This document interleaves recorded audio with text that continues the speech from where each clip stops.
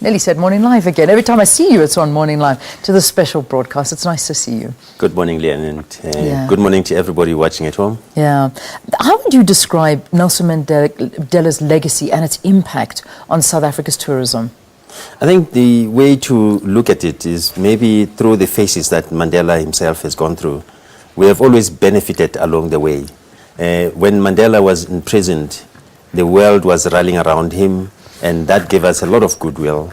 When he was released from prison to lead the ANC into the first democratic elections, there was also a very exciting moment, and the international community rallied around us. And now in death is another episode where you have seen the number of presidents coming from different countries that have visited our country.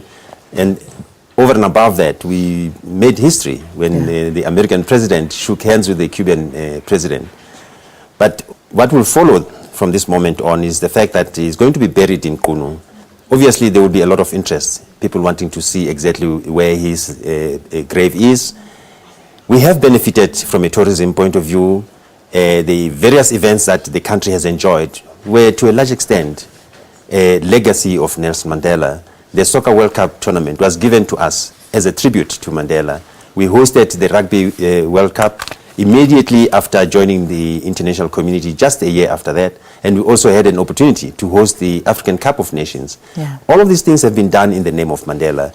And the number of tourists that come to this country year in and year out, to a large extent, are benefiting from that. And they have created an opportunity to go to places that they never had an opportunity to go to in the past. If you look at Vilakazi Street, prior to 1994, it was probably a no-go area for a lot of white people.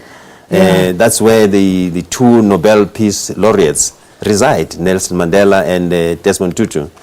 And there are a lot of other things like the Robben Island. It really has become a very interesting place, and it's going to get even more important going forward. Yeah, it's just going to, one can only imagine how it's going to grow, and people are just going to want to come.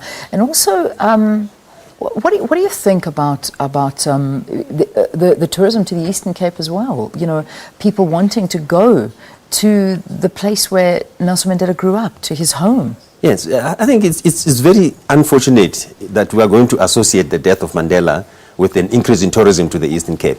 But the truth is that historically he comes from the Eastern Cape. Yes, that has brought with it a lot of infrastructural improvement, hotel facilities. At the moment, I listened to Minister Chabani making an announcement this morning saying they don't have enough hotel rooms to accommodate all the heads of states that are going there. But I can tell you, the infrastructure is going to improve in that area. The whole of the Eastern Cape has got traditionally a lot of historical sites where you'll think of Steve Biko, Robert Sobukwe, most of them that are coming from the Eastern Cape. I think this will simply continue to improve tourism in that part of the world. But the whole of South Africa stands to benefit from tourists coming into this country, whether in the first place they're coming to see Nelson Mandela's grave, or they're going to visit Robben Island where he spent most of the time. And don't forget, Paulsmoor Prison is also in that area. Yeah. Victor Verster, where he spent the last days or years of his incarceration.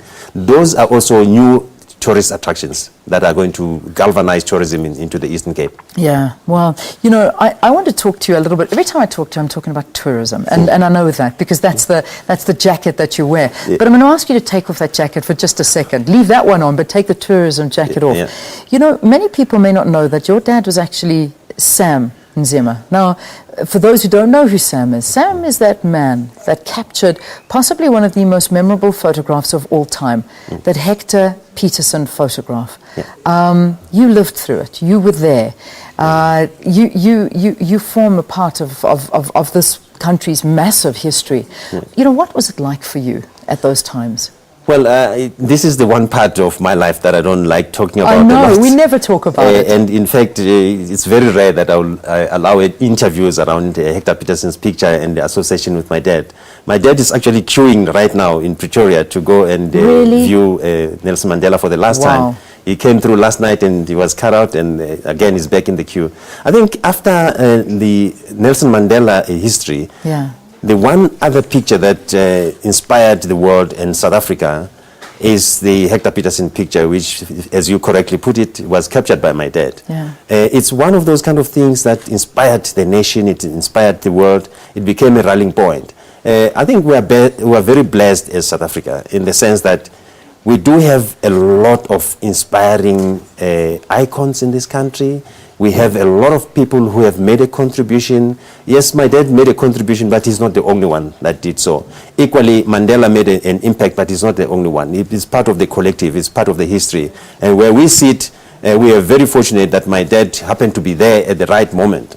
But I prefer that at the moment, yes, indeed, we focus a little bit more on the important occasion, which is about the passing on of Nelson Mandela. Yeah. South Africa is rich with history, and this is one of the things that, from a tourism point of view, we try and push forward. We have been very successful as a safari destination. Now we're beginning to say there's a lot more to South Africa. There's a lot more to tell about this country. There is that story of the Hector Peterson Museum, the Nelson Mandela Center of Memory. You talk about the Apartheid Museum, the Freedom Park, and the Lily's Leaf Farm, and the list goes on.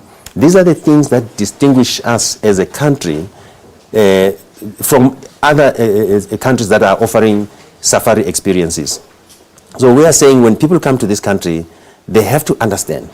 We can immerse them in the history and culture of this country, and there's a lot of it. Yeah. It's spread across all provinces. Yeah, it's amazing. Did you meet Tata?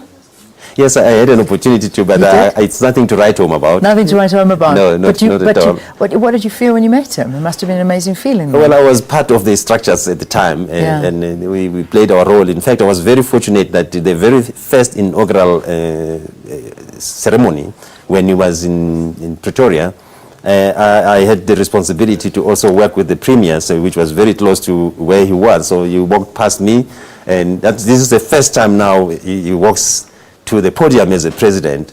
So you can imagine the level of excitement that was there. I mean, I remember the likes of Tokyo Sohwale, Matthews Posa. Yeah. Those were the kind of guys that we were with at the time. Yes, it's a nostalgic moment to think back to those kind of times. Those days. Oh, that's absolutely amazing. Let's now go back to tourism. I mean, let's talk reality. Do you think that this is going to... Will this do something for tourism to South Africa? Well, it has already done a lot for tourism. I mean, if you look at the impact of the memorial services, the one that happened last week, every establishment, every accommodation, every car that was available for rental in this country, every restaurant was booked out. You look at Kunu, you have to actually tone down the excitement and say, not now.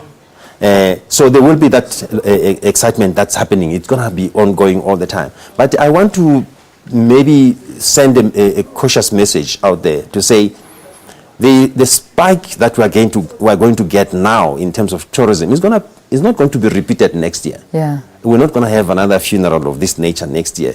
So people must not expect that this jump in the number of tourists for the month of December is going to be repeating next year. And I think as a country, we have to look at how we want to sustain the momentum, the legacy of Nelson Mandela. How do we want to make sure that from a tourism point of view, we continue to enhance the tourist value proposition? And where we sit as South African tourism, we are busy working on a long-term plan. Great. And that long-term plan, although not unveiled yet, let me give you snippets of it. What we think will be lasting and very important is for us to develop the Nelson Mandela inspired tourist attractions. Yes. And what we're going to do, we want to create a pilgrimage around this. Yeah. Pilgrimage for South Africans and pilgrimage for the international community. So that when they come to South Africa, they don't just go to Kunu to see the grave. They have to have a list of 10, 15 different tourist attractions. We are going to work very closely with the likes of Advocate Mangoba, who was here earlier on, to make sure that we capture all these sites that have some point of reference with Nelson Mandela. So when we look at it as a pilgrimage, you will have to put it in your list and say, I've now seen 7 out of the 15. It can be a full year's kind of a pilgrimage. Yeah. But it must be something that people will look forward to and say, wow, That's when amazing. I go to South Africa, The grave site Yes. will probably be the last point. But where do I start? Do I start at the time when he was born, when he went to prison, the formation of Mkhonto Wesizwe, where he was arrested, the capture site in KwaZulu-Natal, and you go to various places, where he was inaugurated as president. We are fine-tuning that. We believe this will be the best way to sustain the Nelson Mandela a kind of legacy. Yeah, I think that's a fantastic idea. In fact, I was actually going to say that to you because I remember my late great colleague, the one and only Mr. Vuyo Mbuli, he spoke about this many, many, many years ago, saying, why do we not have a tourist route that goes past every attraction and every part of Madiba's life that you can actually take this pilgrimage? And now we're going to do it. Because I think that'll attract tourists from all around the world. In fact, I would sign up for it and just, you go and you feel what it was like and you follow his footsteps up to the end. It will even be much more exciting if we can put some points around it.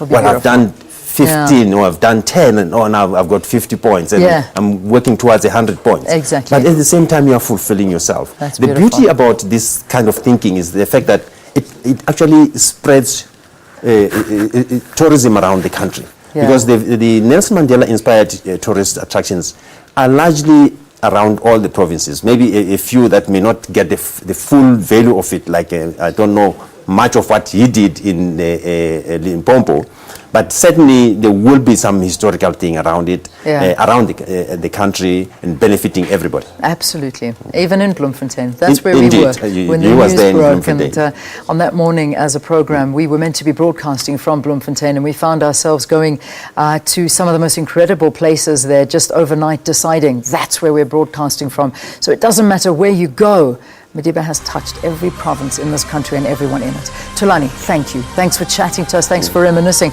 And thanks for opening up about a story that I don't think many people know about in this country.